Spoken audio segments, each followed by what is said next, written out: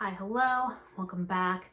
So today I thought we would talk a little bit about hypermobility and powerlifting, or just lifting in general. I'm going to give the standard disclaimer here. I am not a medical professional or physical therapist. I'm simply sharing my own experience as somebody with hypermobile Ehlers-Danlos syndrome, who is also an athlete and who coaches a lot of people with EDS and other hypermobility considerations there. So with that out of the way, let's get rolling. So when it comes to addressing chronic pain, chronic illness, hypermobility, EDS, all that sort of stuff, I think the main point that I want to drive across here, and something that I'm very adamant about driving across in all of my content related to this, is that you are not made of glass and you are not broken. And the human body is incredibly resilient. And with all of that being said, that doesn't mean that you're not going to have to maybe do things a little bit differently or take different things into consideration that maybe other people don't necessarily have to think about.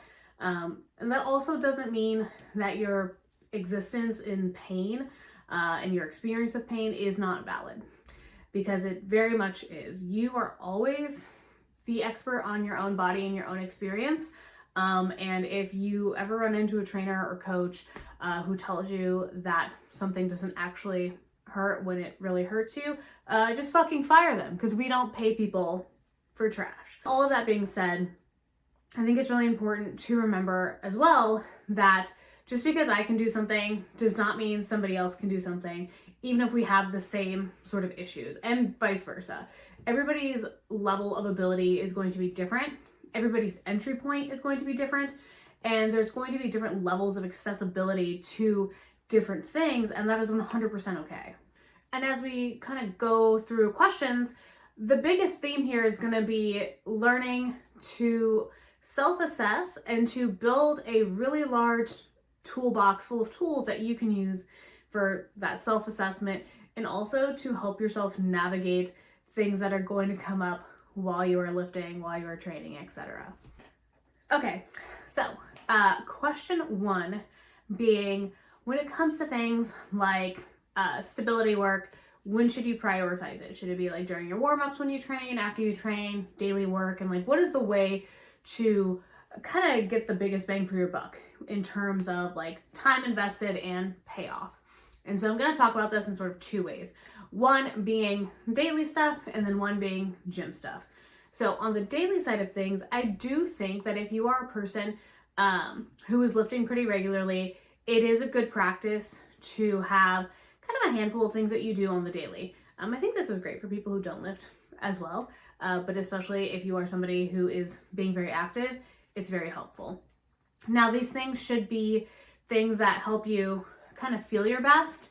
They can also be like lightly diagnostic as well, in terms of kind of self-assessing what's going on in your body, getting connected in that way.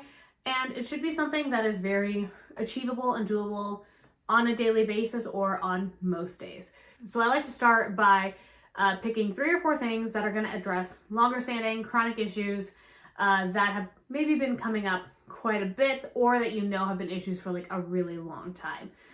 So for me, I typically like to do kind of a full body situation. I'll usually do something for upper stuff. So for me, that's usually going to be related to shoulders and scaps. For lower, it's usually going to be some hips and ankles.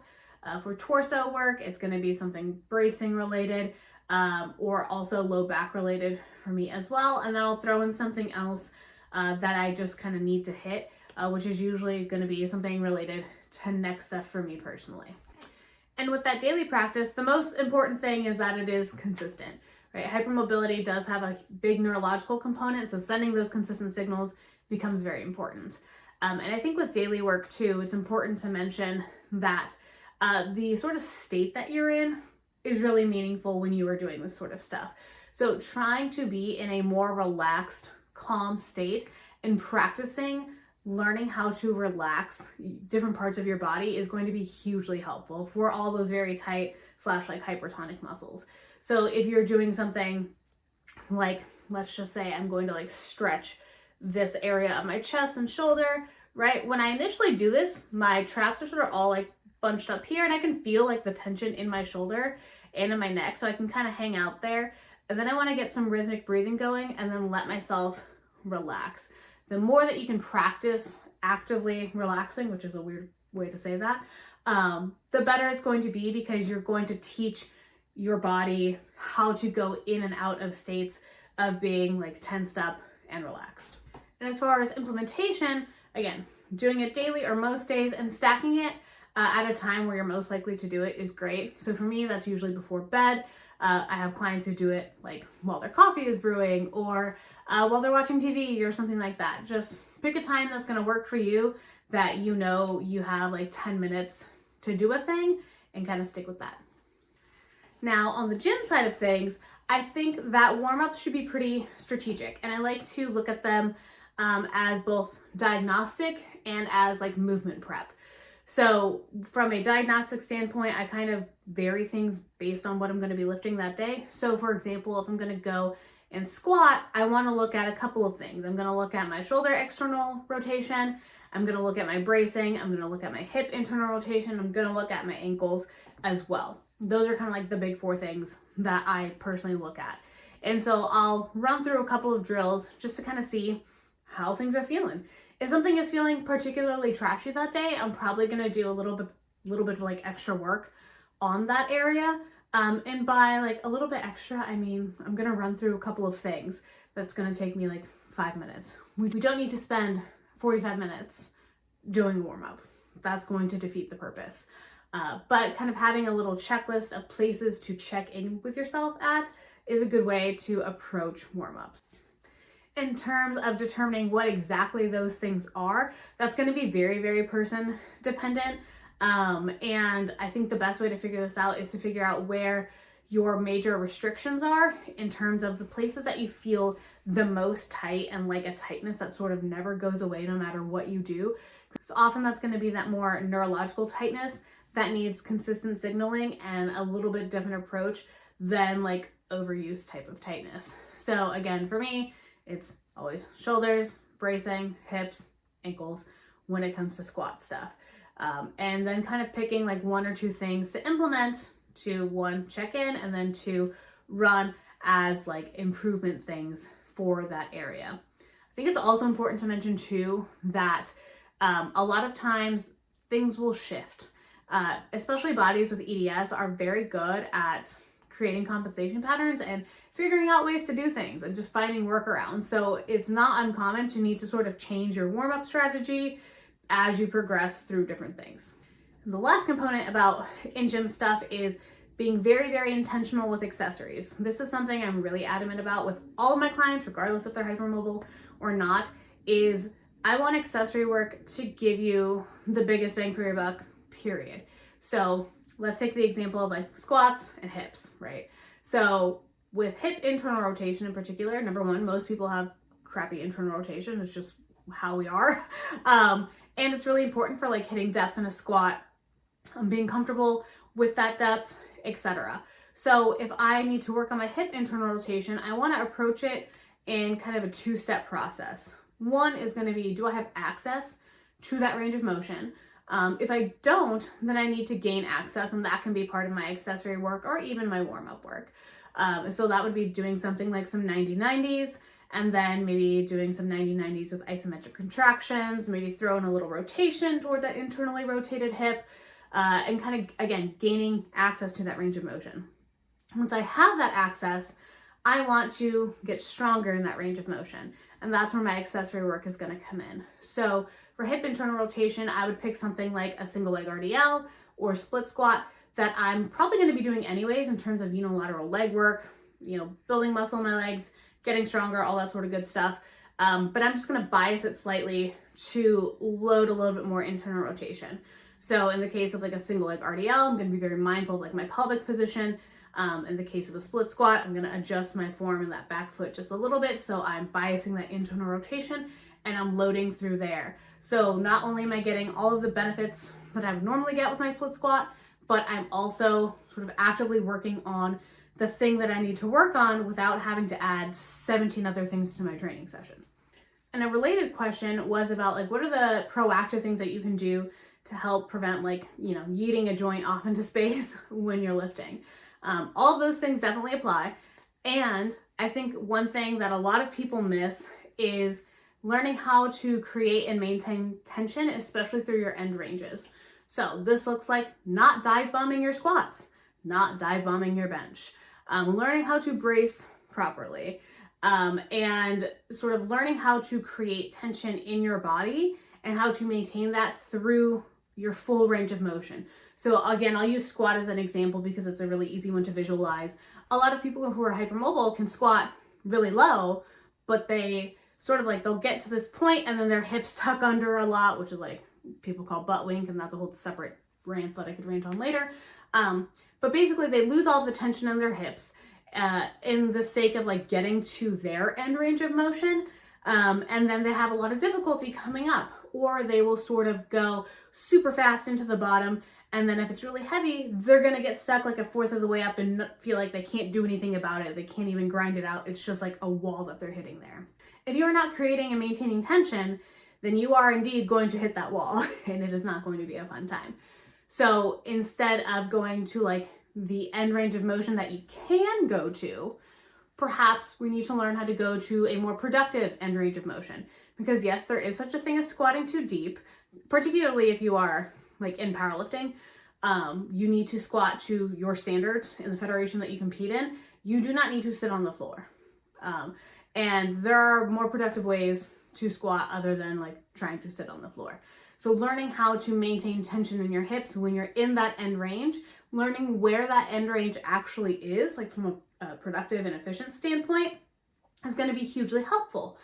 So things like tempo squats, paused box squats, anything that you can do to force that time under tension so that you practice at getting better at maintaining and creating that tension.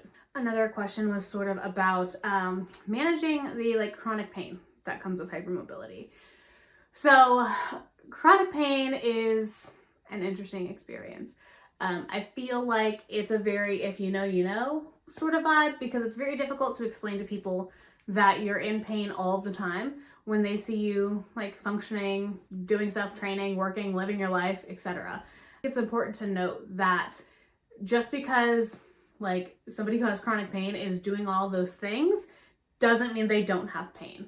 They do. It's just our baseline is different than somebody who doesn't have chronic pain. So for example, my baseline is probably like a 3 or a 4 on like a normal person pain scale. But that's just where I exist, period.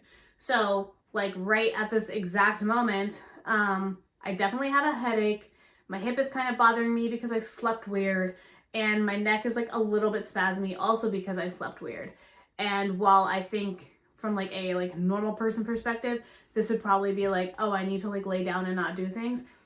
I'm just going to do things, because if I laid down and did nothing every time I had pain, I would literally not exist in this world, period. That's not to say that you should push through certain things, but simply to say that people who have chronic pain still have to do a lot of things in their life, and they just do it with chronic pain. And that's how it goes. And chronic pain experiences are very real. And again, it's very hard to explain because it's very much a if you know, you know sort of situation. In terms of managing that when it comes to training, I think there are a couple of key points. The first being, understand what your baseline is in terms of chronic pain. So for me, I know what like my usual amount of pain in my body feels like. And I know what it feels like to feel sore on top of that chronic pain. And if I go into the gym and maybe I'm having like a slightly higher pain day than I normally would, that doesn't mean I'm not going to have a productive training session. That means I might need to do a couple little extra things to desensitize some stuff, or like run a couple of extra warm-ups, something like that. But it's not an automatic like I have more pain, therefore this session's going to suck sort of situation. It just means I probably have to do a couple of other things. And maybe those other things include pivoting if something is really setting off my chronic pain. So maybe instead of doing like back squats, I'm going to do dumbbell goblet squats if I really need to that day because my shoulder is subluxing like crazy or something like that. Other considerations for managing chronic pain are things like all of your recovery stuff. So food, sleep, stress management. On the food, side of things, some foods can be triggers for people in terms of their chronic pain. So learning that about yourself becomes important. It is important to make sure that you are giving yourself enough to eat. And a lot of times, you know, like chronic pain, hypermobility comes with like food aversion and other types of stuff like that. Remember that fed is best, and stock up on the things that you know are appealing to you like 99% of the time. So for me, it's like I do a lot of yogurt drinks, a lot of protein shakes, a lot of Greek yogurt, stuff like that, because I can kind of always eat that. It's going to give me the amount of protein that I need. It's going to feed me. So we're going to roll with it. It does not need to be perfect. It just needs to work for you.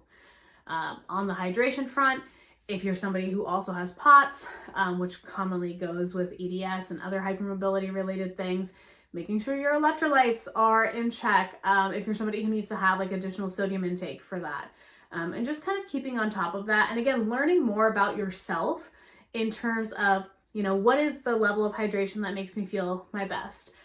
When do I feel bad? All that sort of stuff, and kind of collecting that data on yourself is going to be hugely helpful. And the third piece of stress management, I think this is the one that pretty much everyone misses. Stress is a massive trigger for chronic pain and flare-ups and things like that. So doing what you can to manage your stress is going to be absolutely critical. It's also going to be the hardest part of all of this shit, is learning how to manage your stress. Managing stress doesn't mean we eliminate all stress. It doesn't mean that we like, you know, are all Miss Toxic Positivity bullshit stuff. It means that we have a level of acceptance in the things that we can't change and that are out of our control, and we build tools, we gain resources, we learn how to outsource and do all that sort of stuff in order to better resource ourselves to help with that stress management piece. And there was a really great question specifically about knee subluxations that is going to be a great example of how we can tie this all together. So, as somebody who also gets a lot of patellar subluxations, they're very frustrating and they hurt like hell. So, what can we do about them when it comes to lifting? So, one, we want to understand what is causing the subluxation. And what I mean by this is we need to look up and down the chain. So the knee, right, hinge joint, it's going to flex and extend, but there's a lot more that's going on that rather than just the knee. So we need to look at hips, we need to look at ankles in terms of joint stuff, and muscularly we need to look at quads, we need to look at calves, and also feet. So what I typically do when somebody is coming to me with some knee stuff is I want to look at their hip range of motion, and kind of run like a little mini hip assessment type situation where I'm looking at some flexion, extension, abduction, adduction, internal and external rotation, and find where the gaps are, because that's going to inform us as to like what is going on at the hips, which is going to be consequential to what is going on at the knee. I also want to know when knee subluxations occur most often. So is it with a particular movement? Is it with like sustained pressure on the knee, like if you're kneeling down? Is it, you know, during a squat? Is it the day after you squat? You know, what are the patterns here, so that we can understand a little bit more about, again, what is going on in terms of like what is causing it. And then I also want to look at ankles. So a lot of people who are hypermobile or have hEDS have sprained and twisted their ankles like 100 times because we have very unstable ankles. That's 100% me. As a result of that, we have super tight calves, and our ankle mobility probably isn't all that great. That is also me. So I want to look at, you know, what are we lacking in terms of ankle mobility and how can we address that? Even just watching somebody like walk, or really what I like to do is like watch somebody squat and watch what their feet do, is really insightful. So it's like, if you're squatting, are you rolling to the outsides of your feet? Are you rolling to the insides of your feet? Are your big toes coming up? Is one big toe coming up, one coming down? Are you more on your toes, more on your heels, etc.? Taking all of that into consideration, we're going to be able to form a good picture about like where our deficiencies are, what we need to bring up, and kind of, you know, what's going on up and down the chain. And once we understand that, then we can find that accessible entry point. So for somebody whose knee subluxes quite a bit, Something that could be an accessible entry point might be like a banded terminal knee extension, or TKE. And there's tons of TKE variations out there. I personally like banded ones because I think it helps with some proprioceptive stuff, which hypermobile people tend to lack anyways.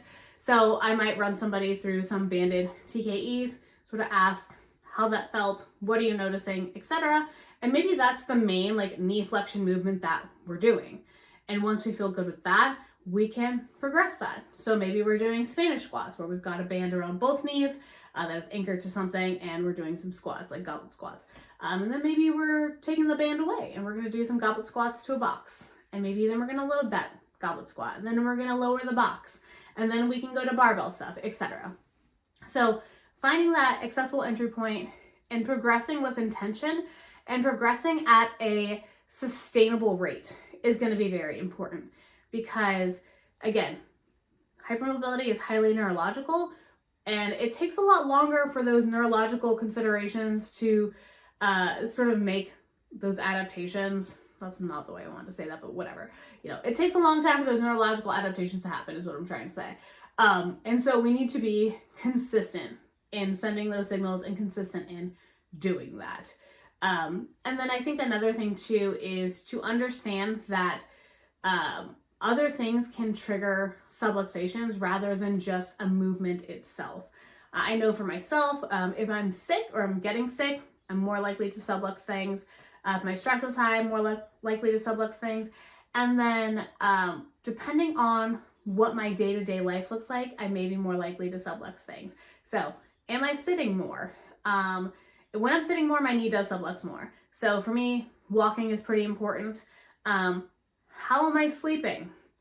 Most hypermobile people sleep like assholes. We do. Get yourself a pregnancy pillow, support all of your joints. It is game changing. But looking at those things makes a really big difference too, because a lot of times what is happening in the gym is a consequence of what is going on outside of the gym. So that's kind of an example of how we would go through, you know, finding that accessible entry point, finding out what is going on up and down the chain so that we can properly address it, so that we can reduce the amount of subluxations that are occurring. And with those covered, we're gonna roll into some footage from my bench session yesterday. I chat with you a little bit beforehand, a little bit after, but it was actually a pretty good day, and I'm pretty stoked about it, so we'll go into that. All right, gonna go do some max effort axle bench, I think I have triples on that, some other bench stuff. Not sure I'll record a whole lot of talking clips in the gym today because I, number one, my phone is dying a little bit, and then I usually am talking to people when I come in the evening, so we'll see, but yes, I'll see you guys in the gym. So I had some max effort doubles on axle bench today. I took pretty small jumps here. Last week, this did not go great for me because my hypermobility was very symptomatic. That typically happens to me the week before my period, and it was just kind of a perfect storm of a bunch of factors that made things feel pretty trashy. Things were not great here either. You can see I smacked the rack on that first rep, which was a retake of me smacking the rack before. So made some changes and went for my top set. I went 65 kilos, 67.5, and then this is 70 kilos. My best bench is 75, so that's pretty cool there. I will say, technically not my best benching. I overpress the first rep here, and then because of that, my scaps sort of get out of position and makes the second rep a lot harder than it needs to be. But that's just kind of how it goes sometimes, so it's good information for next time. But overall, a fairly solid day that felt pretty damn good.